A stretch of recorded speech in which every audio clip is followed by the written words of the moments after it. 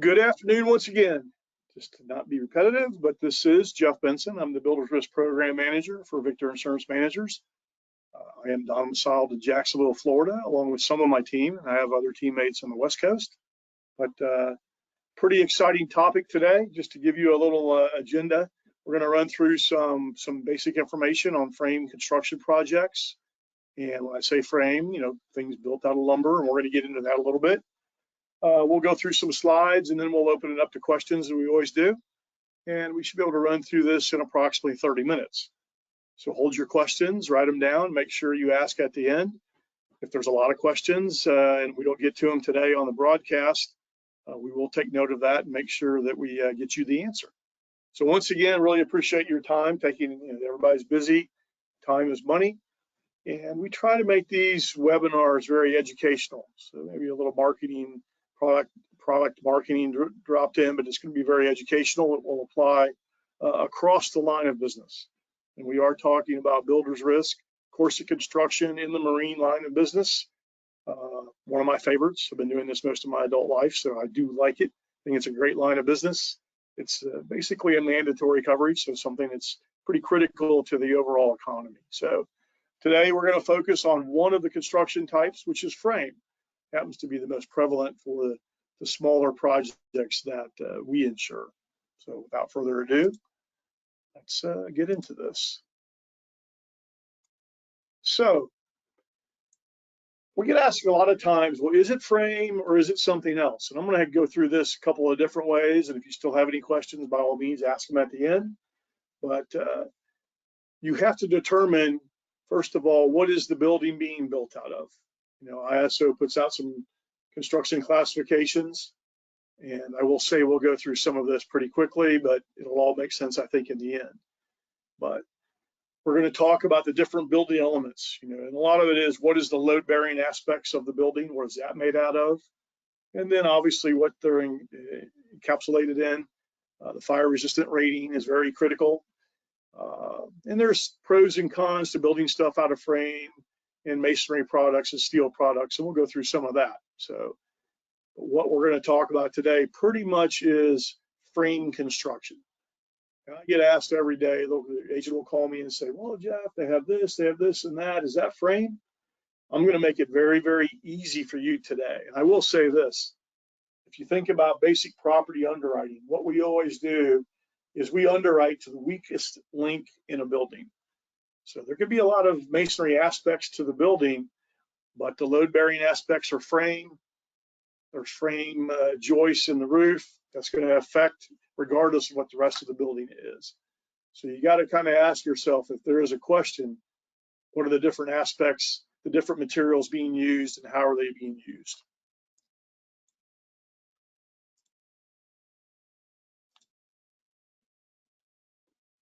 So the different construction classifications, and we can run through them pretty quick. We have frame, joisted masonry, non-combustible, masonry non-combustible, modified fire resistive, and fire resistive.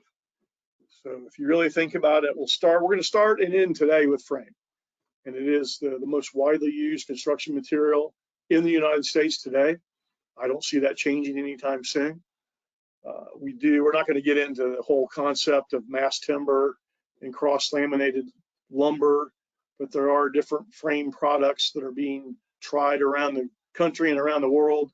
So things could change as time goes on, but for now we're sticking to the idea of frame construction. First of all, you got to get it correct.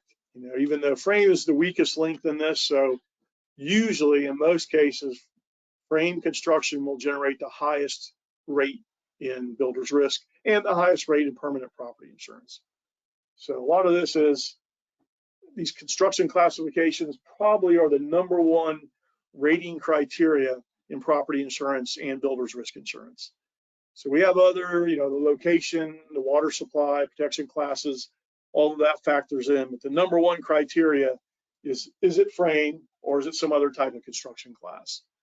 And that's the #1 thing that impacts insurance premiums. So let's talk about what frame is. Pretty simple, okay? I get asked this a lot. So the interior walls, the exterior walls, floors, and roofs, what are they made out of? And it gets kind of tricky sometimes when you frame a building in lumber, and then you're going to put some kind of coating on the outside of it, be it stucco or some kind of masonry product outside of the building to maybe, there's a lot of different reasons people do it, but a lot of times it just hides the frame. So then some agents will think, well, that's not a frame building, it's a masonry building. No, still frame. Go back to what I said earlier. We underwrite to the weakest link, and the building, the superstructure of the building, the load-bearing aspects are frame. So we get this a lot. A lot of times you will have some buildings that are masonry products on the exterior walls, and then they use lumber, wood joists for support of the roof. You might have some cases where they would qualify for joisted masonry, but we're not going to get into that a lot today, because the vast majority of what we do and what the United States is frame construction. We do see a lot of the mixed construction. That's why I bring it up here. We call it podium construction, where they'll build the first floor or two out of masonry. Maybe it's a parking garage, and then they'll go 4, 5, 6 stories above that with frame. What we would consider as an underwriter, that whole building is frame, even though the first 2 floors are masonry, the rest of it's frame. Once again, underwrite to the weakest link. That's a frame building, the way we look at it. So we do consider some firewalls as far as sometimes on commercial projects. We're not going to get into a lot today, but that might come into impact on the underwriting a little bit. If they have parapeted firewalls and you have fire divisions, it might help on the pricing a little bit, but it's still frame. Frame is frame.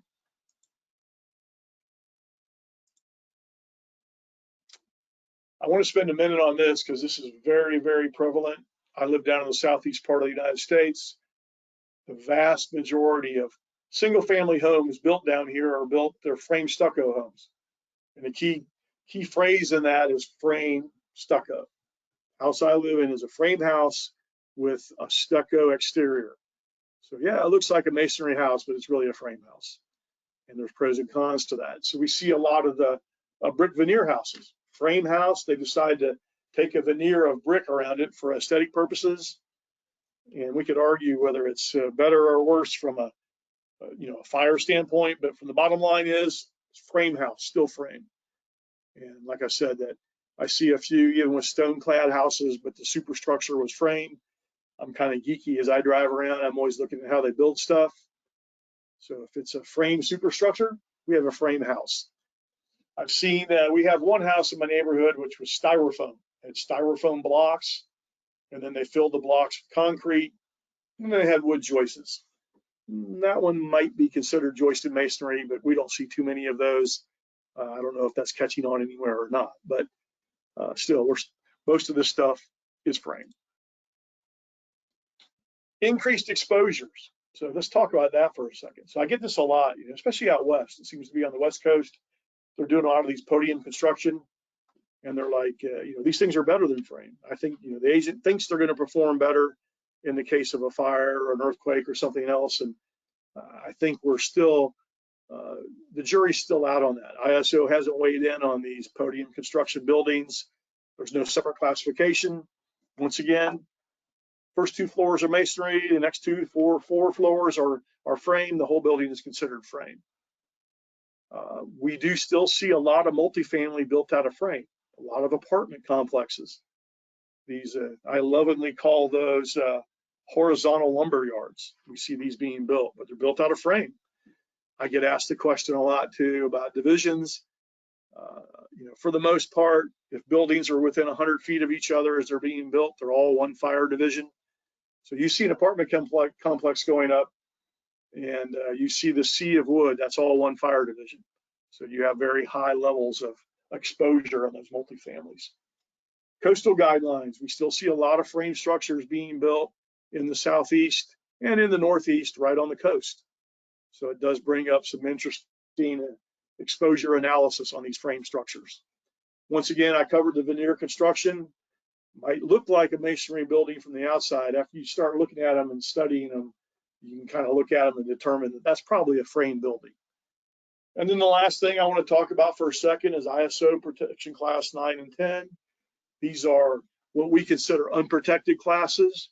And yes, they build frame buildings in protection class 9 and 10. Many times they're on the side of a mountain somewhere or in a very rural area, and there's a lot of exposure to that. So I just bring these up because these are all increased exposures, and yet we as builders risk program underwriters understand that these things are going to happen.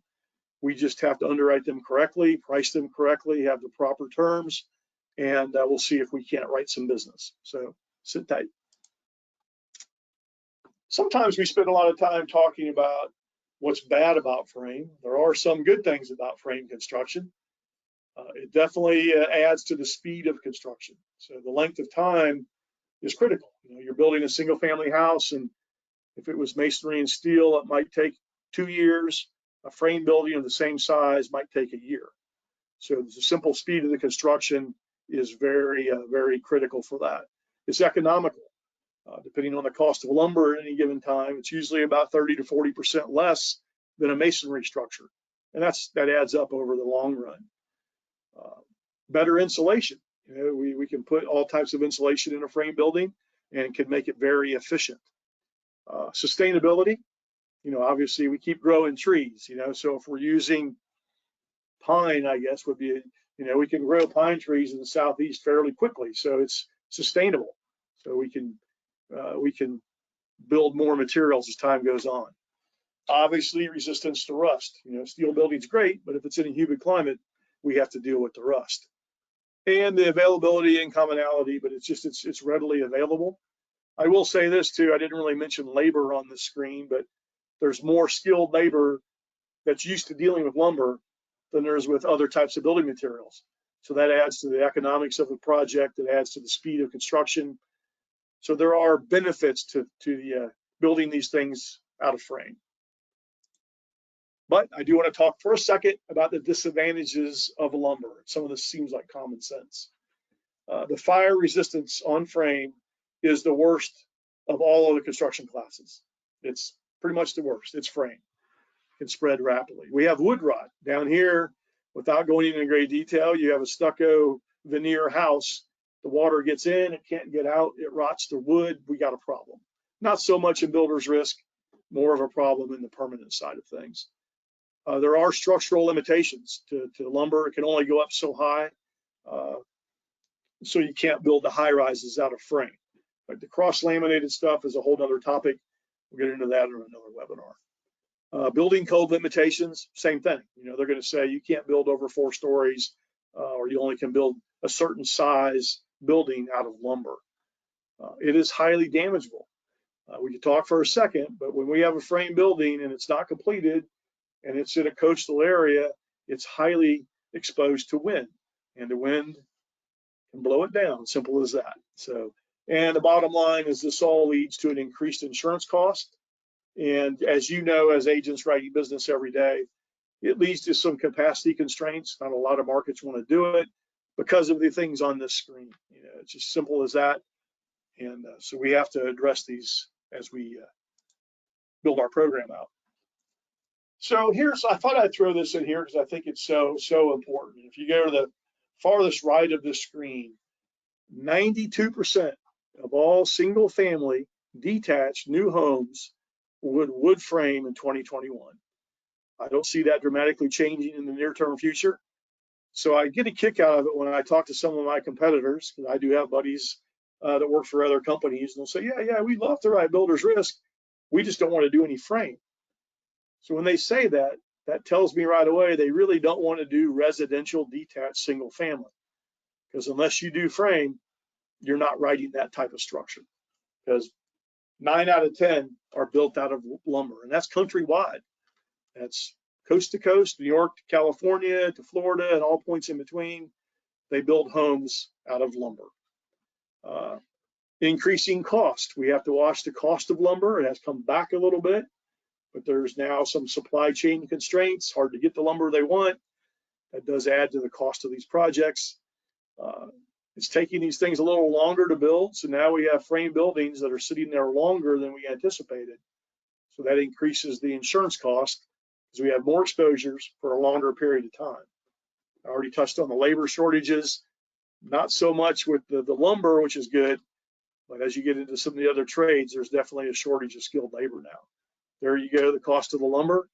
And the housing starts. Now, a little bit of bright news there. I was studying housing recently. They just came out with the December numbers. So for detached single family in December, it actually ticked up 11.3% over November of the previous month. Now, if you ask me, I'm not clairvoyant. I'm not going to tell you where that's going to go, but most, the experts are saying that housing's leveled off. I had a builder the other day said he considers the market balanced now, and that's balanced between inventory and demand. So we're starting to see more of a balanced market. So it kind of bodes well for the future, at least the near-term future. So I think we're going to be okay on the new housing. And one thing we haven't really talked about, I will in a minute, but on the renovation side of things, that's a very big piece of the market, steady. People are remodeling all the time, fixing up their homes. So just kind of an update on residential. Oops, what happened there? Residential. Okay, I want to touch just a little bit on our program. This is the Victor Builders Risk program, and most of you should know this by now, but if you don't, that's why I'm going over it. So we can write up to $5 million in frame. So that encompasses about 95% of all the frame structures built in the United States. Yeah, we all know about the large frame apartment complexes or the giant homes being built somewhere that don't fit. But the majority of all things being built out of lumber do fit our guidelines, and we can do up to 5 million. I want to stress that it's residential and commercial. We still see, as you said, 92% single family detached built out of frame.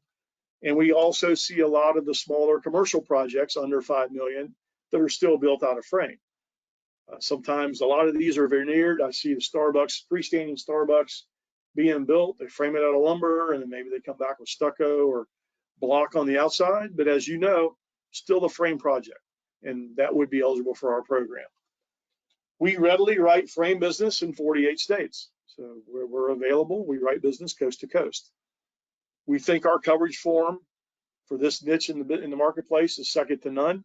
We have 19 automatic coverages with high sublimits built in, and we strongly encourage you to compare our form to anybody else writing this business. And lastly, to try to make it as seamless and easy for you, we created a portal called V Squared, and it is truly a quote bind and issue portal, which I've gone over in other webinars. We're going to ask the basic code, construction, occupancy, protection, exposure, answer some questions, hit a button, get a quote. Looks good, hit a button and get a policy. So we want to put this stuff in there, and we're going to talk about a few other things, but I think that'll be good. So the last thought that I kind of want to leave you with is what we consider our pass-through risk. These are the risks that once you enter them into V Squared, you can get a quote and a policy with no underwriting intervention. That's why we call it a pass-through. These pass-through in inland areas go up to $3 million in value. Protection class 1 to 7, no more than 30% complete. This is ground up new construction, and you accept our base coverage form as is. You're not asking for optional coverages. So in that case, if it meets that criteria, it should just take a few minutes to enter the data, hit a button, looks good, hit a button and get a policy. So that's up to 3 million inland, and in the coastal areas of the United States, it's 1.5 million. It doesn't mean we don't want to write up to 5 million. It just means up to 3 million can flow. Over 3 million, we're going to look at it. We're going to ask a few more questions and see what we got. So that was kind of frame construction, builder's risk in a nutshell. And what I'd like to do is now open it up to questions, Darcy, and see if we got any questions. All right, Jeff.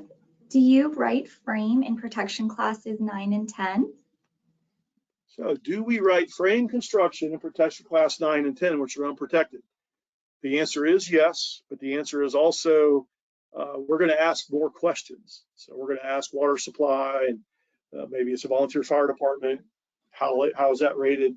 So we're just going to ask more questions. And in our limit, MPC 9 and 10 is up to 3 million. If it goes over that, then it's beyond our scope. But we do write 9 and 10. I'm also going to look at the fire risk, the wildfire risk. If it's 9 and 10 and it's on the edge of a national forest and it's high exposure to wildfires, we might pass, but that's on a case-by-case basis. But for you, always go to the V Squared and enter it. The system will let you know what's up, and we'll talk to you about that. Good question. All right. Do you offer an endorsement for adjustments of coverage due to change orders by percentage? Yeah, we call that a change order endorsement. So you asked the question, right? And we offer it in increments of 10, 20, or 30%, which can be purchased when you first write the project, because we are a completed value form. And the other thing is, every once in a while, I just had one the other day, we wrote a year policy, and about 6 months into it, agent sent us a note and said, you know, we really thought it was going to be $1 million. And because of the change orders and things like that, it's now $1.5 million. Can you increase the coverage? And the answer was, in this case, we could. So you, as soon as you become aware of any increase, even if you don't have the change order endorsement purchased, let us know, and there's a good chance we can go back and increase it to the proper amount. We do have to underwrite it and make sure it still fits, but good question.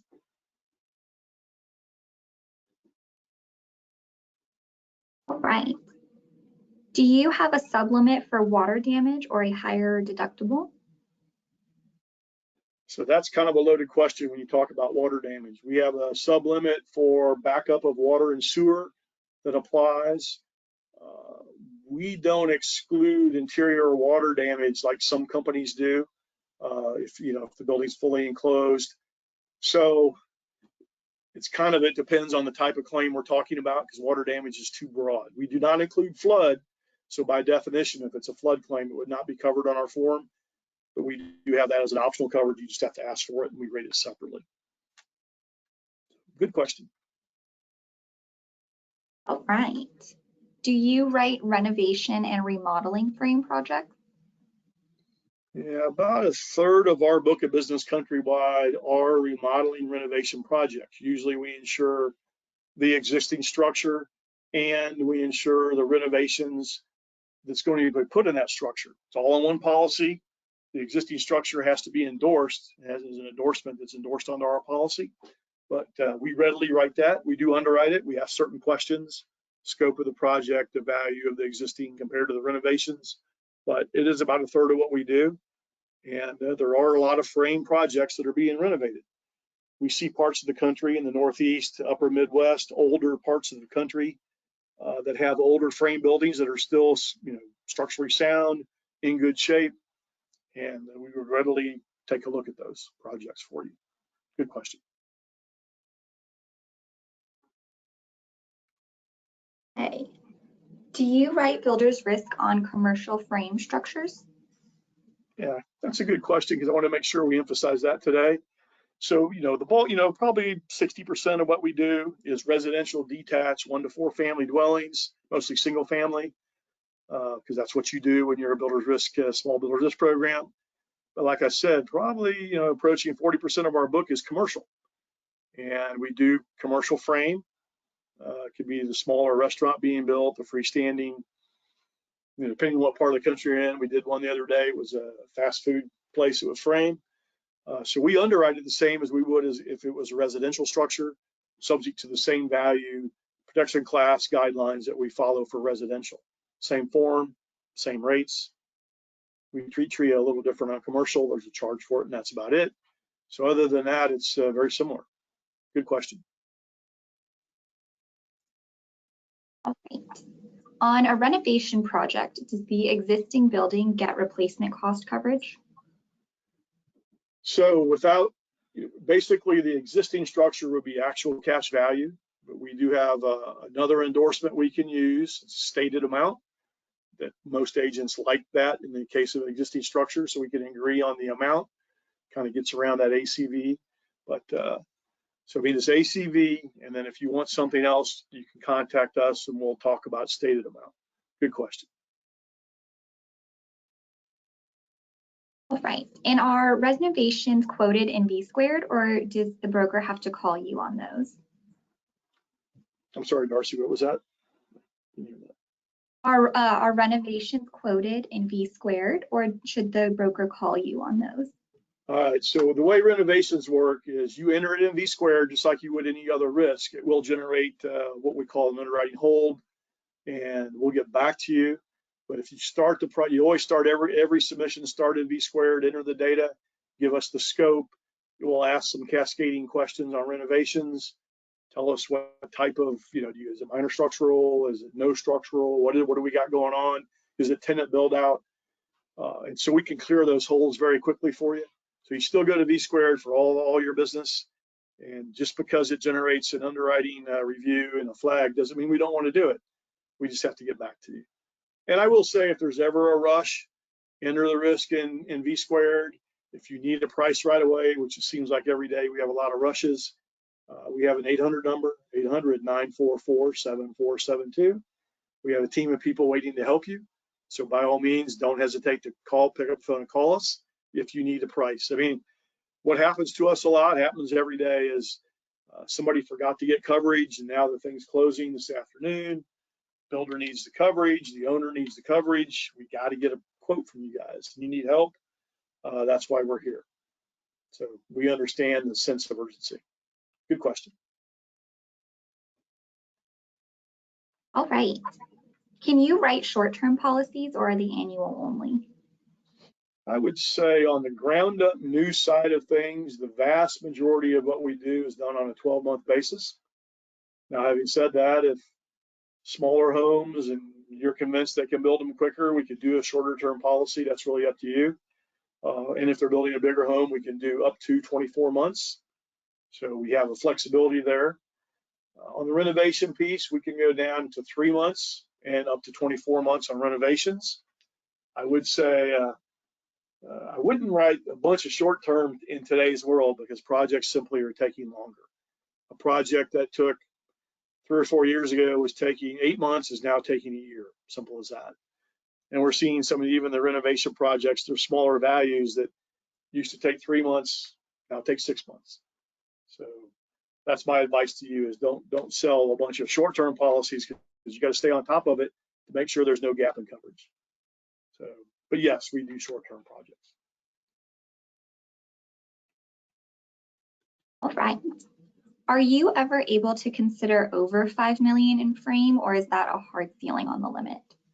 It's funny, I've been telling this story for a while, that I had an old underwriter tell me one time. He's like, in this business, we have guidelines and rules. And he said a guideline is there kind of to be massaged, and there is some leeway in the guideline.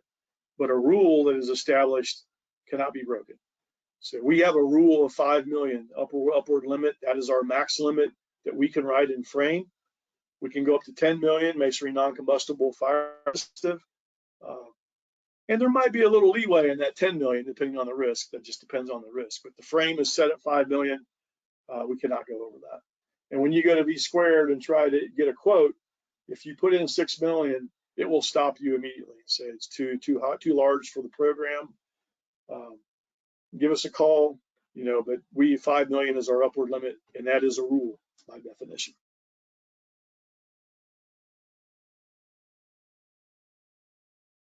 All right, Jeff, it looks like we are at time for today. So if we did not get to your question, Jeff or someone on his team will be reaching out to you. So thanks, Jeff, for having us today. Well, thank you, Darcy, for setting this thing up, and thanks everybody for attending. And here's the 800 number once again, 800-944-7472. We have a team down here. Donna and I are here, but other people are here too. So call that 800 number with any of your questions. And I look forward to your feedback. And we will be doing another webinar next month. So stay tuned, and any ideas you have for future webinars, by all means, let us know. And we're here to help you. You guys have a great day. Take care.